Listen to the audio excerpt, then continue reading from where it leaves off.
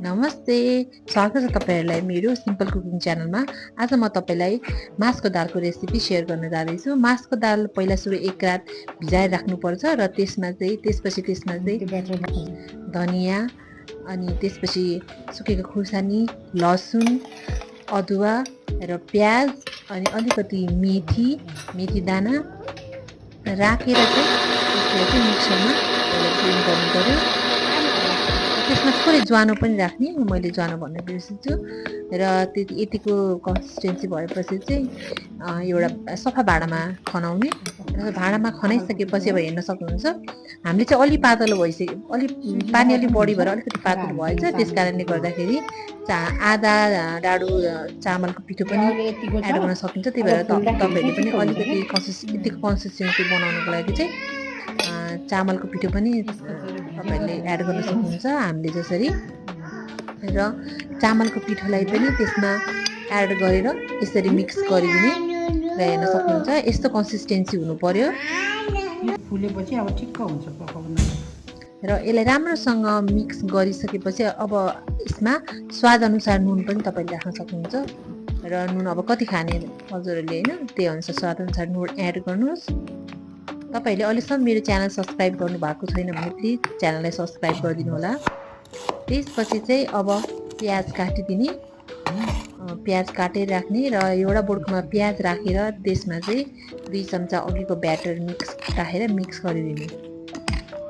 त्यसपछि प्यानमा एउटा तावा हजुरले ग्यासमा अन गरेर राख्ने र त्यसमा चाहिँ पहिला सुरु अलिकति पानी छम्किनु पर्छ, किनभने यसले गर्दाखेरि चाहिँ रोटी टाँसिन्न। र त्यसमा थोरै हजुरहरूले घी राख्नु पर्यो। र घी राखिसकेपछि अहिलेको जुन प्याज राखेको ब्याटर छ त्यो ब्याटरलाई चाहिँ यहाँ राखिदिने र यस्तो रोटी बन्छ। र यसलाई चाहिँ सानो मिडियम हिटदेखि लिएर स्मलदेखि मिडियम हिटमा राख्नुपर्छ र यसलाई छोपेर राख्ने सानो फ्लेममा। त्यसपछि अब यसलाई चाहिँ निकाल्नको लागि एकछिन राख्नु पर्यो, छोपेर एकछिन राखिदिने। र अर्को भाँडामा अर्को प्यानमा चाहिँ अब अलिकति तेल तताएर त्यसमा चाहिँ फेरि हामीले मासको दालको अहिलेको ब्याटरको हामीले पकौडा बनाउन सक्छौँ। र पकौडा बनाउनको लागि चाहिँ पहिला तेल तातिनु पर्यो र त्यसमा त्यसरी अघि हामीले मैले राखेर जस्तो गरेर राख्ने। त्यसपछि फेरि यतापट्टिको प्यान तावामा फेरि ढक्कन खोलेर हेर्दाखेरि फर्काएर फेरि अघि जस्तै गरेर यो साइडलाई पनि पकाउनु पर्यो र छोपेर पकाउने। त्यसपछि हेर्नुहोस् त यो कति राम्रोसँग फ्लपी र फुलेको छ यो मासको पकौडा, किनभने हामीले यसमा बेकिङ पाउडर पनि हालेको छैनौँ। बेकिङ पाउडर नहाल्दा पनि यति राम्रोसँग फुलेको छ। र यसलाई पनि उल्टाइ गरेर पकाउने राम्रोसँग। र दालको रोटी पनि रेडी भयो। र अब अर्को ग्यासमा चाहिँ हामीले चाहिँ यो तामाको तरकारी पकाएको छु। यो चाहिँ एकदम अर्ग्यानिक तामा हो, गाउँबाट लिएर आएको। र यो तामाको रेसिपीहरू पनि हजुरलाई चाहिन्छ भने हजुरले प्लिज कमेन्ट गर्नु होला र म यो रेसिपी पनि हजुरलाई सेयर गर्नेछु। यसमा चाहिँ हामीले तामा र अनि केरो राखेको छौँ। र अब यो रोटी पनि लगभग रेडी भयो। ल अब हेर्नुहोस् त यो फ्राइज, यो मासको दालको पकौडा पनि रेडी भयो। अब हामीले यसलाई चाहिँ प्यानमा दुईटै एकछिन तताउनलाई राखिदिएको छौँ। दुई परिकारको रेसिपीहरू हजुरहरूलाई मैले यहाँ देखाएँ। एउटा चाहिँ मासको दालको पकौडा र मासको दालको रोटी।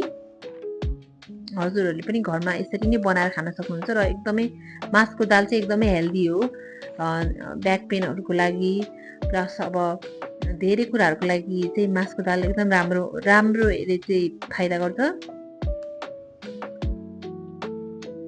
र यसलाई चाहिँ अब हामीले प्लेटमा सर्भ गर्दैछौँ।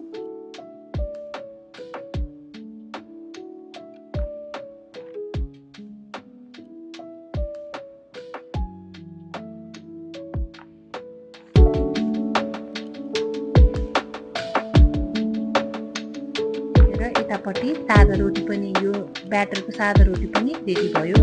ल हेर्न सक्नुहुन्छ, हेर्नु त मासको दालको रोटी र अर्को भनेको चाहिँ छेउमा हामीले पकौडा यसरी सर्भ गरेर राखेको छौँ। खानालाई यो एकदमै रेडी छ।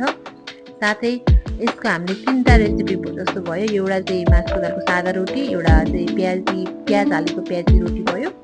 अर्को भनेको चाहिँ मासको दालको पकौडा। यो तपाईँहरूले पनि घरमा यसरी नै बनाएर खान सक्नुहुन्छ। यो एकदमै टेस्टी र एकदमै मिठो थियो र यो हजुरहरूले चाहिँ तामा र केराउको रेसिपी हजुरले चाहिँ तामाको तरकारीको रेसिपी हजुरहरूलाई चाहिन्छ भने प्लिज मेरो कमेन्टमा कमेन्ट गर्न सक्नुहुन्छ कमेन्ट बक्समा। र अब हामी खानाको लागि रेडी भएको छौँ। यहाँसम्म भिडियो हेर्नुभएकोमा धन्यवाद।